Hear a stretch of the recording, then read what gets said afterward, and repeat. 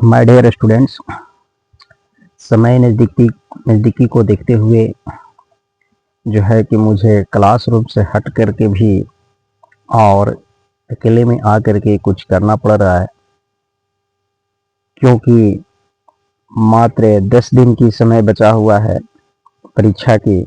और आप लोग का कहना है कि रिवाइज के लिए जो है कि रिकॉर्डिंग चैनल पर चढ़ा दीजिए, तो क्लासरूम से तो संभव नहीं हो रहा है, पर कोई बात नहीं, मैं कर दे रहा हूँ, उसको चढ़ा दे रहा हूँ जैसे भी हो। अभी मेरे पास जो है कि व्यवस्था इसकी नहीं है, पर हो जाएगी। चलिए शुरू कर लेते हैं। कविता जो आपका लिखा गया है भूषण जी के द्वारा, ठीक है। भूषण जी आखिर के कहना क्या चाहते हैं? भूषण जी कविता के माध्यम से बतला रहे हैं कि इंद्र जिमि जम्ब पर प्रयोज अम्ब पर रावण सुंदर पर रघुकुल राज है। पौन बरी राह पर शंभु रथी ना पर ज्यो सहस्रबाहु पर राम राज है। दावा द्रुम दंड पर चितामृंग झुंड पर भूषण बिटुंड पर जैसे मृग की राज है। तेज तम अंश पर कान्हा जिमि कंस पर एवं मलेश वंश पर शेर सिंहराज। कह रहा है कवि आपका भूषण जी बता रहे हैं कि जिस प्रकार से इंद्र भगवान का जो है कि मेघ पर वर्षा पर जो है कि अधिकार है, कब्जा है भाई, तब ना जो है कि चाहते हैं कि बारिश हो तो बारिश होता है, चाहते हैं कि वर्षा ना हो तो वर्षा नहीं होता है, ठीक है। तो जिस प्रकार से इंद्र भगवान का जो है कि आपका वर्षा पर अधिकार है, मेघ पर अधिकार है ना। राम का अधिकार जो है कि रावण पर है। हिरणों के झुंड पर अधिकार जो है कि सिंह का है।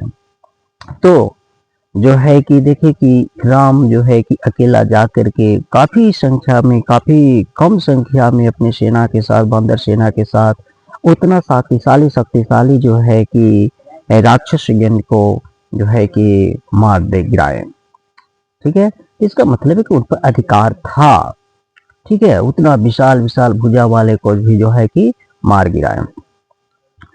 और इसी प्रकार से हिरणों की झुंड, काफी संख्या में हिरण जो है कि आते हैं और अकेला शेर जा करके और उस हिरण की झुंड को जो है कि तितिर बितिर कर देता है, इधर उधर कर देता है। तो भाई हम कह सकते हैं कि जो है कि अकेला शेर का अधिकार हिरणों के झुंड पर है, ठीक है। और उसी प्रकार से हमने ये भी जो है कि जाना है कि श्री कृष्ण भगवान का अधिकार जो है कि कंस पर था, ठीक है। तो जितना जो है कि बताया गया कि जिस प्रकार से इंद्र भगवान का अधिकार जो है कि मेघ पर है, आपका जो है कि राम का अधिकार रावण पर है, हिरणों के झुंड पर अधिकार जो है कि सिंह का है, शेर का है, कंस पर अधिकार जो है श्री कृष्ण का है। ठीक उसी प्रकार से हमारे वीर शिवाजी का अधिकार उनके अपने दुश्मनों पर है। समझ गए? प्रथम पद के माध्यम से कवि यह बता रहा है कि जिस प्रकार से इंद्र भगवान का अधिकार मेघ पर था, राम का अधिकार रावण पर था, हिरणों के झुंड पर अधिकार जो है कि अकेला सिंह का था, श्री कृष्ण का अधिकार कंस पर था, ठीक उसी प्रकार से हमारे वीर शिवाजी का अधिकार उनके अपने दुश्मनों पर था। पहला पद में ये बताया, ठीक है, एक दूसरे से तुलना किया गया। अब जो है कि दूसरे पद के माध्यम से जो है कि हमारे कवि बता रहे हैं क्या, जो देख लेते हैं। कहता है कि निक्षित म्यान ते मखियु प्रलय भानु कैसी, फारे तम दोन को गेंदन को जाल को, लागती लगती कंठिन बैरिन की नागिन से, रुद्र ही रिझावे दे दे मुंडन की माल को, लाल छिदिपाल छत्रे साल महाबाहुबली, कहाँ लो बखान करो तेरी करवाल को, प्रति भट्ट कटट कटीले केटी काटी काटी, कलिका से कलेव कलेव देती काल को। वाह।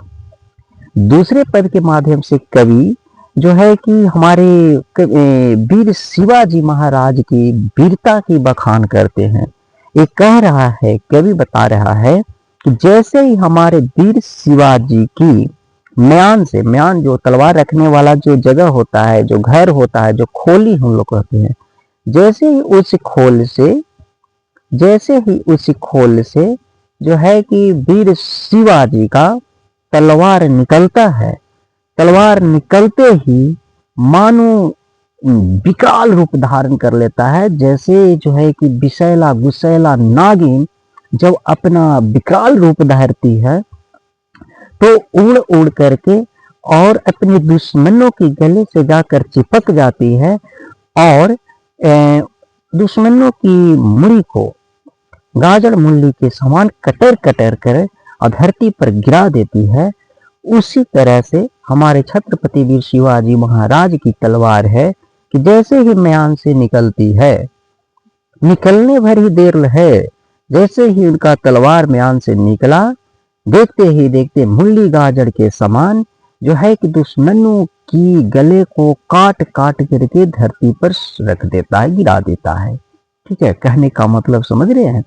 इतना तीव्र गति से, इतना फास्ट गति से हमारे छत्रपति महाराज शिवाजी की तलवार चलती है कि देखते ही देखते क्षण भर में, कुछ ही समयों में दुश्मनों की गला को गाजर मूली के समान कटर कटर करके काल के मुंह में डाल देते हैं। ठीक है, तो माय डियर स्टूडेंट, मैं आशा करता हूं कि आप लोग इसे समझ गए होंगे, क्योंकि पहले मैं आप लोग को बताया था। ठीक है, थैंक यू।